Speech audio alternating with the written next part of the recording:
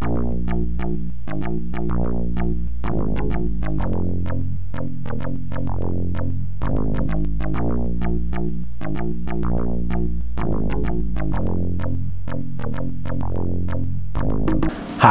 this is Doug from Dynamic Computing, and welcome to episode 23 of 10-Minute Amiga Retrocast. This week, I'm going to be reviewing the Macrosystems V-Lab Digitizer. Now, this is not the V-Lab Motion, which is the nonlinear editing one that I'll talk to you a little bit about later. This is the standard V-Lab Motion. Now, first of all, I'd like to thank Mr. Toast, whose contact information I'll put right down there, for getting in touch with me and lending me his V-Lab for this review. It works absolutely perfect. You did a great job recapping it. Now, Macrosystems came out with this device back in 1992, and then in 1994 they came out with the V-Lab Motion, which is the non-linear editing version. Like I mentioned, it's a 24-bit real-time digitizer, which means it captures an image like that from either a video camera, still image, VHS tape, whatever.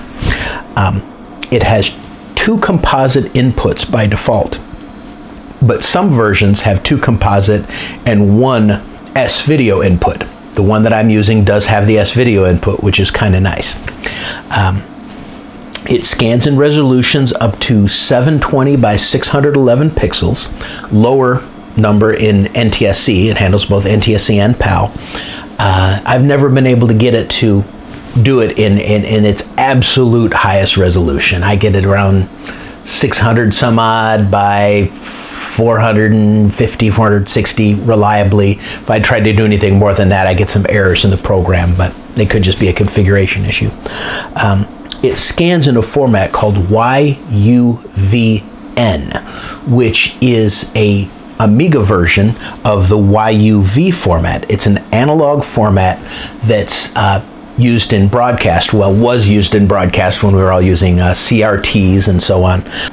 It's a fairly good quality format.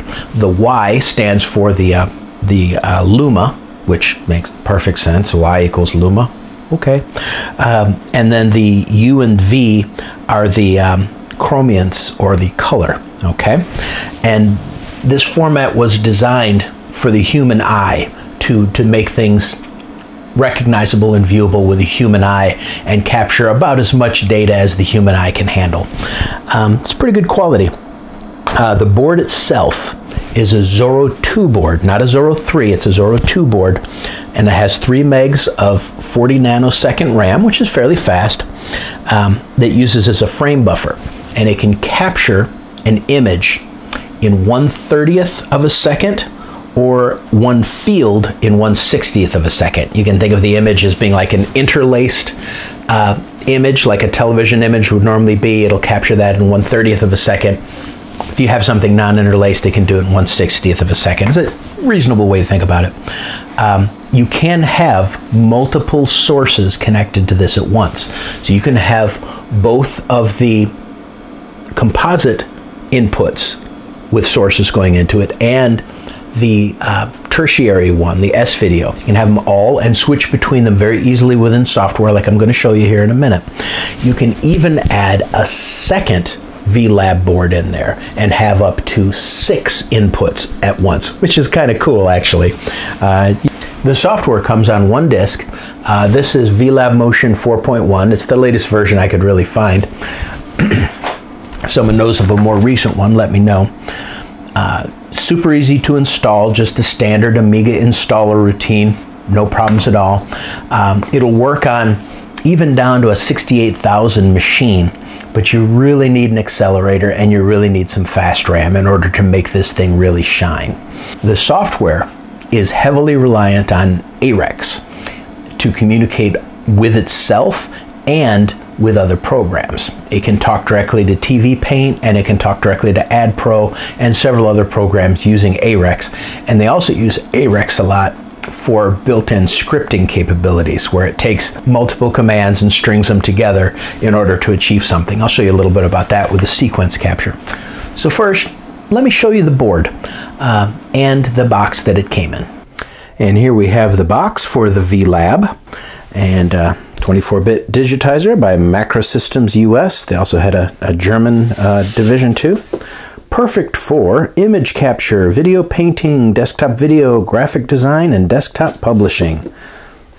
And on the back, nice description and a couple of samples of what the screens look like, which we'll see, and information about the digitizer itself. Very nice. Came with a nice manual too. Here's the little beauty installed in my A4000. I've got it right above my Xsurf down here. Got our RAM chips on there. Here we have two composite inputs and an S-video input, which is actually kind of nice because there were several versions of this that did not have the S-video input, so it's nice that this one does. Over here, you can see that this was recapped in 2019 by Mr. Toast, and I will put his information down here again. Great guy. We just have a nice standard little icon here, the V-Lab icon. Now, this is using New Mode, which is a screen promotion utility that comes with Best Workbench for my Workbench OS 3.1.4. I'm just going to happen to be running this in 800 by 600 mode with 16 bits. So this is the main screen. All of these little utilities are windows that can be opened up and do various things that I'll explain to you. Now, first of all, setting the thing up. Under the Windows menu item, which seems rather strange, this is actually where we set up and configure most of the settings here.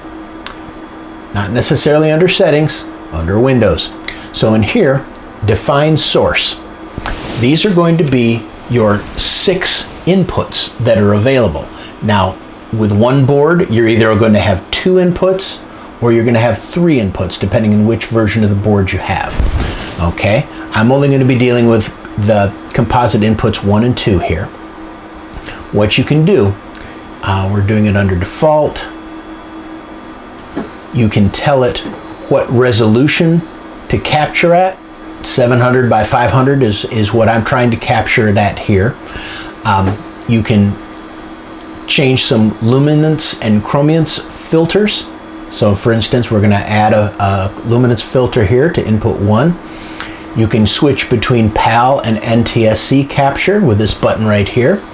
Now, these are some various filters that are used to do things like reduce the noise and control your capture and control what's being captured and what kind of image you're capturing here.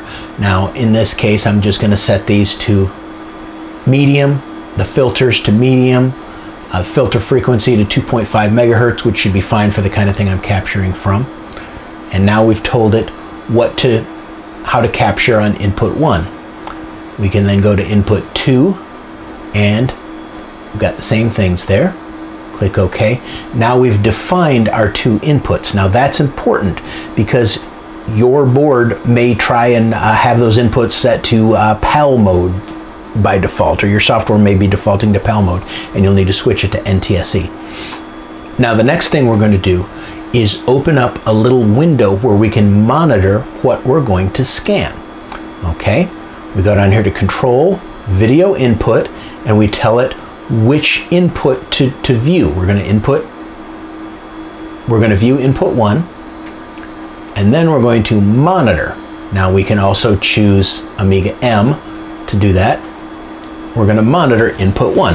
Now if you see here, this is actually my Wii that it's monitoring. I have my Wii plugged into the composite cable because if you've watched my DC TV video, it does a fantastic job of displaying static JPEG images to capture. It's also kind of cool because we can actually look at the Wii and control it right from here, since it's just an input. See my little cursor there? Whee! All right, in this case, we're going to go to the photo channel. So the monitor window you can change the size of it by going up here to Control and Monitor and make it either a small window, or you can have it directly access a Retina card if you have one of the Retina cards in there. And then if you do that, this monitor window can actually be in color. Now, I actually own a Retina card, but this particular machine is using a CyberGrafx 64. And I really didn't want to swap out all my video cards just to do this particular demo. Now, I probably could hook this up to my Amiga 3000 and use that because that does have the Retina card in it. But for now, we're just going to go with this grayscale here. And you can also change between 2 levels of gray, 4 levels, 8 levels, 16 levels, or 65,000 colors on this particular screen. Again, if you're using an actual Retina display, it does not interact with Picasso 96. It's just a straight hardware Retina. I can control my Wii and see everything right in this little preview window here, and go to some of my nice pictures. Here's a lovely one. So even though this is showing up in grayscale on here, it is going to digitize in full color. To digitize a single image, we can go up here to Scan and High Res Full Frame, which is all 400 lines instead of 200 lines, full color. Okay, and when you click Start, it will actually capture the image. You can also bring up this scan window, which gives you control over these options right here on this little scan window. This is actually the easiest way to do it. So once you scan your image in, it's captured it, has not given it a name yet, but it has captured the image. Here's the resolution it captured it at, 688 by 468. After you've captured the image, that tells you what it's captured at there, like I mentioned. So when you click Preview, normally it would just open up a ham preview of the image, but since I'm using a mode promotion utility, I'm going to tell it, open it up in 320 by 400 interlace, and it'll open up on my second monitor. This is the monitor that is directly connected to the Amiga's RGB. See, so it does a fairly good job of representing the image that was just captured. This is just a preview though. We're going to go back to the main screen here. All right. Now, so we've got the image in the system's memory. We've got it in the 3 megabytes of RAM that's on the actual board. Now what we can do with it is convert it to a standard Amiga 24-bit IFF file, or we can convert it to any of these formats here. Ham 8, Ham 6, 256 color mode, and on down here. Okay. First of all, I'm going to save the image as an Amiga 24-bit file by going to Export 24-bit ILBM, interleave into bitmap, and we're going to call this Pink Flower 10 mark 24, so we know it's a 24-bit. Okay, I'm going to save that. Now it's actually saved on the computer as a full 24-bit image. We'll look at it in a minute. But we can also, if you do not have anything besides an AGA or an ECS Amiga, we can also right here convert it into 256K ham mode by clicking Start. Now it's going to convert it and display. Now, again, it's going to want me to promote it this time since I digitized it as high res. We're going to use 640 by 400 ham mode. And you can see it looks much, much better. So this is actually in 8-bit ham mode that this has been captured. So we'll save that. And we're going to do Export Amiga file this time. And we're going to call this, let's see, Pictures, V-Lab, Pink Flower 10 10 mark ham 8. All right, now just for laughs, let's see what happens if we try to convert it into a 256 color image. What it does, if you look on here, it's saying the old image is going to be lost. So the one we converted to ham 8 will be lost, and it's going to convert it to ham 6. It's okay because I've already saved it to the hard drive.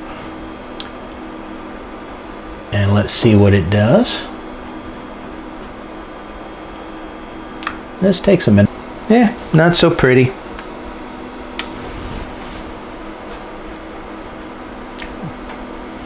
But we'll look at that in an actual paint program here in a second. So let's save that. Export Amiga. And let's call this Pink Flower 10 mark.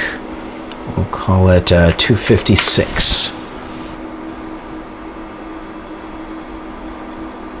All right. Now let's take a look at what this has actually done and how it's actually captured these images. Now what I'm going to do is I'll minimize that, and we're going to launch TV Paint to look at some of these higher resolution images. TV Paint is a fantastic, completely free program that works in 24-bit images. So you do need a retargetable graphics card, but it's just a really incredible program. It's like Photoshop on the Amiga. We're going to load our images here and find Pink Flower. Pink Flower 10 mark 24. Bring that up. So you can see that does a pretty nice job of converting it into a 24-bit image. Now something I've noticed is that there definitely is a little bit more fringing than there is on DCTV. If you watch my DCTV review a couple of months ago, these kind of images, I wasn't getting this little bit of fringing on the side. Maybe I can tweak that out in the program, but I do see it more often than I don't. Some of the areas here are absolutely perfect, but when there's a big clash of colors, you do see a little bit of fringing. But overall, it's really not too bad. Let's see if this will load in our other images. Here's a 256 color. Let's just see what it does in here. Yeah, it might be hard to see on the video, but you can see now this is in 256 colors, so the color gradations here are much more stark. Let's take a look at the ham 8 image. Okay, yep, much better. This is the ham 8 version. If you can see here, the color gradations in the petals, much smoother in ham 8. Looks almost as good as the original 24-bit. I'm going to call up the 24-bit one more time and see if we can see any difference. Little bit. The ham 8 image looks almost exactly identical to the 24-bit image. It's really a great format. Let's exit out of here for now.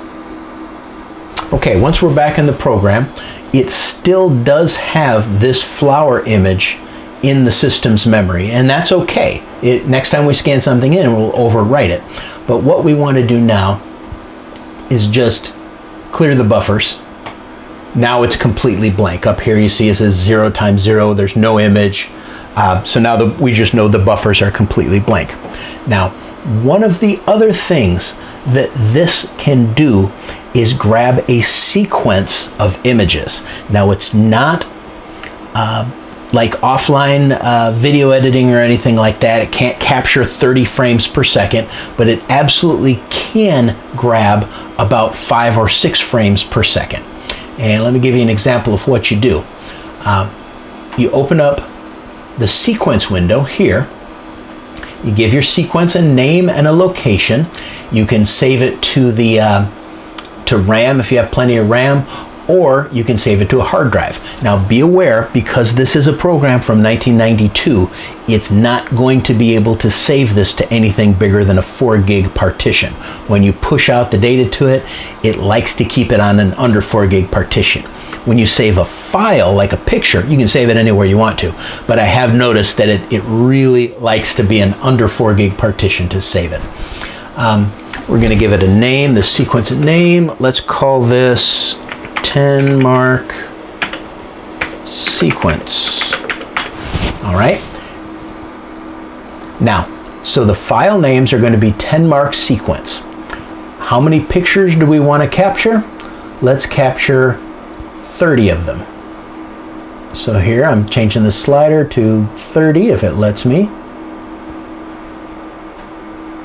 Okay, I'm going to capture 31. You can also cycle through. You can capture 1 to 1,000 images, 1 to 10,000 images, 1 to 10, but we're going to do 30. Okay. Delay, how many seconds between capture? We can go up to 20 seconds there, or again, we can scale it up to 10,000 seconds between capture.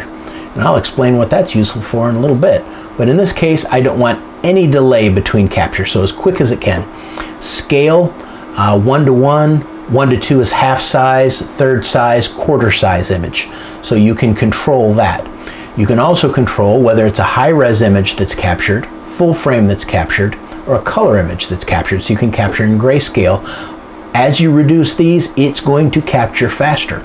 So let's capture standard resolution, so 320 by 200, or 320 by 400, full frame. Now it should be 320 by 200 it captures.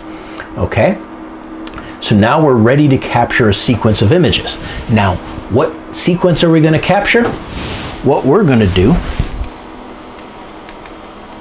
is switch over to my other input by going to Control, Video Input 2. You saw this immediately switched. This now immediately switched over to my PS3, which I also have hooked up. And we're going to find a video. Right now I have YouTube open, and here we've got this handsome devil here. Let's see, Amiga vendor site review, 8200 review. Oh, let's go. Yeah, let's go with the 8200 review. I'm going to play the video. Let me turn down the volume.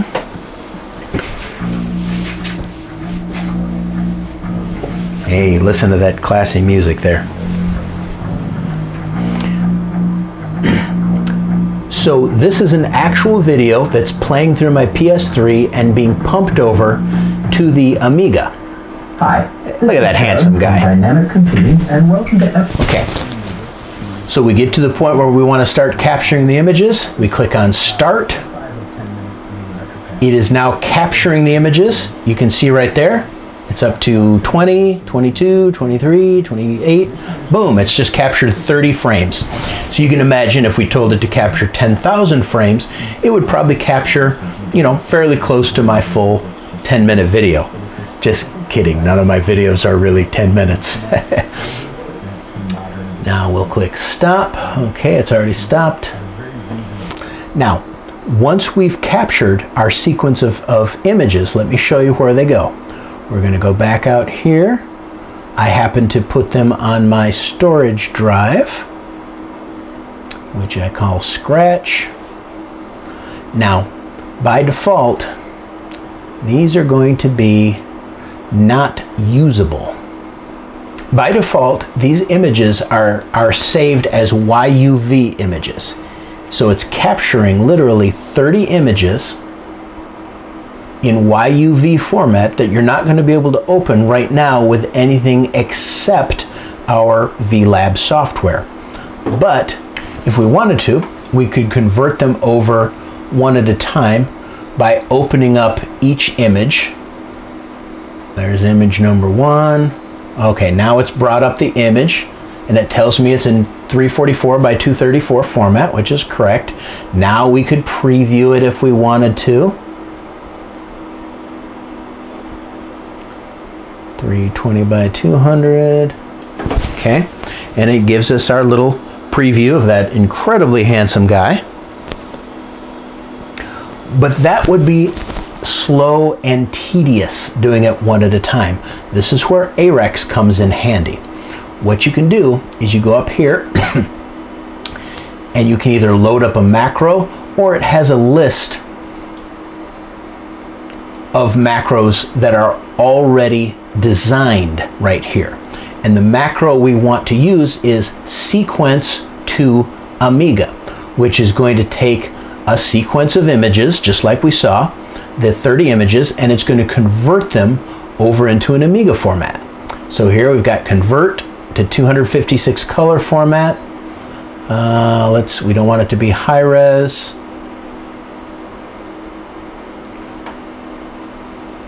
We're going to go sequence to Amiga. It says, okay, what sequences do you want to convert?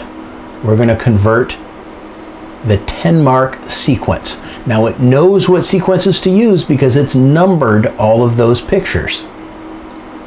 Okay, it's going to ignore the other ones that I've done. Really load a new file? Yes. Now, this is not the most ideal thing in the world, but you have to click yes on each new one because it's pulling each image in one at a time and converting each one at a time to a 256 color 320 by 200 image. I will not make you suffer through watching me convert all of these. So now I have converted all of them over to the Amiga format that we want. From here, we can use any Amiga program we want to do anything we want with these images. Let me show you. So let's see, we use good old-fashioned Personal Paint. This is Personal Paint 7.1. I do have the new version ordered, but it's not in yet. So now I have Personal Paint loaded up, and I can pull these images in one at a time and create an animation out of them. Now let's see, let's add a couple of frames here. We're just going to do 10 frames for expediency. So as I go to load the image, it tells me what format it's in, 340 by 234. So we're going to go ahead and convert it over.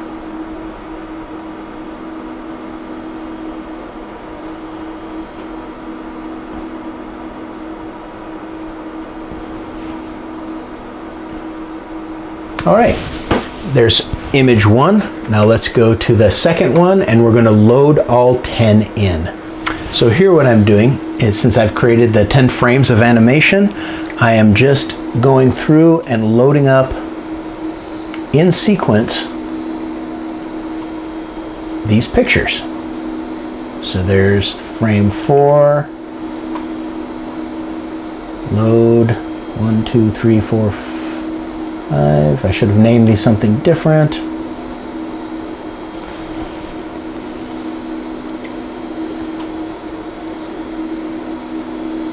1, 2, 3, 4, 5, 6, 7.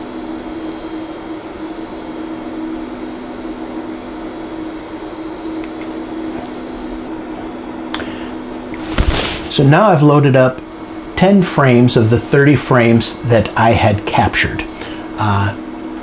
Now let's animate them.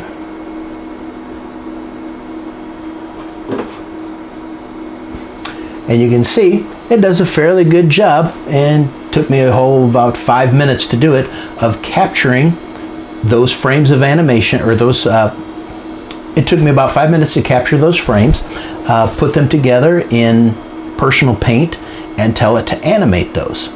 So you can see it does a fairly reasonable job of grabbing that stuff, and you can make an animation out of it fairly easily. Here's a little longer animation that I made. This one is a 30 frame one.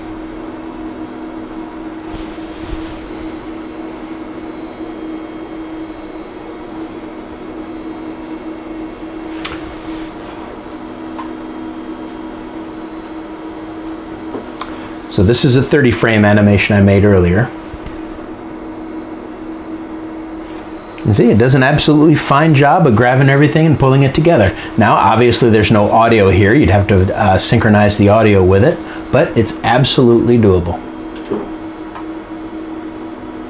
So before I go any further in the review, I wanted to say hello to my pal Amiga Bill and everybody else on his Twitch channel. I'd mentioned earlier to them that I had his channel streaming while I was doing this video. I had it running in the background. So there's Bill right there. Hey Bill. And all you guys, definitely subscribe to his Twitch channel and everything else he does. I'll put the information down here.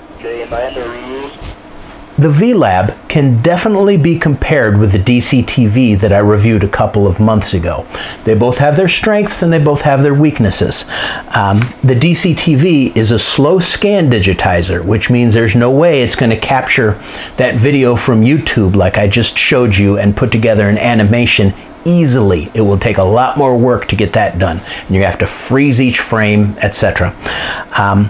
But the DC-TV also has the capability of displaying things in, virtually 24-bit color. The V-Lab is reliant on whatever's in your machine. If it's an ECS Amiga, it's going to display in ham 6. If it's AGA, it's going to display in ham 8. If you have retargetable graphics, well, then you can display the 24-bit images. But in and of itself, it is not a display enhancer. So that's important to note. The DC-TV also has a great paint program included with it that does some really nice video editing, not just of DC-TV images, but of regular images too. So really, it's a decent one. And the V-Lab just has the capture software, no editing included. You're going to have to use another program to do anything with the images. That's fine. Now, which one is better quality? I would say, without a doubt, the DC-TV captures a better quality image. I noticed some fringing and some ghosting on almost everything that I captured on the V-Lab. Not enough to say it's bad quality. It's incredible for 1992, but it does exist. And on the DC-TV, it is much smoother. Everything looks a little bit smoother. So I'd have to give credit to DC-TV for capturing the images better. But it's a slow scan digitizer, so I think it's bound to do that. Now, real world uses for the V-Lab. Obviously, this isn't 1992. We have software on our phones that's more powerful than this. But it does a really nice job of capturing sequences of images without the need of a Time Base Corrector like some other Amiga solutions would have to use, which means you can have a video camera set up, all right, displaying an image, keep that image live, plug it into your V-Lab, tell it to capture one image every 30 seconds, one image every 10 seconds, do a nice time-lapse sequence of something, have the camera out your window and have it grab periodically as a nice little time-lapse sequence of maybe the leaves falling off the trees, okay?